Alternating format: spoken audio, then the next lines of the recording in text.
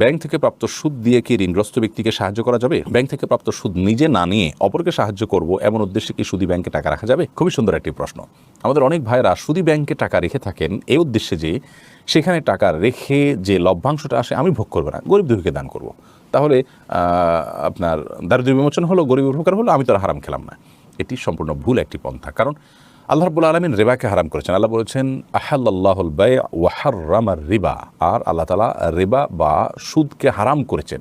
এখানে খাওয়াকে হারাম, যদি অন্যান্য জায়গাতে সুদ খাওয়ার কথা আল্লাহ বলেছেন, কিন্তু এখানে খাওয়ার কথা বলেন, এখানে আমভাবে সাধারণভাবে বলেছেন সুদকেই আল্লাহ তাআলা হারাম করেছেন। তার মানে সুদের যে কারবার করলেন, সুদকে আপনি সুদের চুক্তি করলেন, তার মানে সে আপনাকে সুদ দিবে, আপনি নেবেন, এই মর্মে আপনি তার সাথে যে চুক্তি করলেন, আপনি সুদকে মেনে নিলেন, আপনি সুদের মধ্যে জড়িয়ে গেলেন, এরপর সেটা আপনি খাচ্ছেন না, সেটা পরের বিষয়।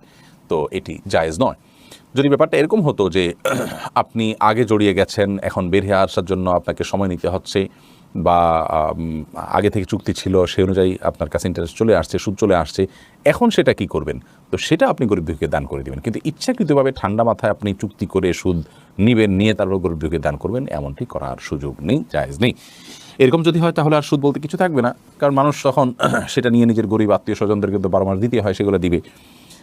সবচেয়ে বড় কথা হলো যে সুদের কারবার করা জায়েজ নয়। আপনি সুদ খেলেন না, কিন্তু সুদের কারবার কিন্তু আপনি করে ফেললেন।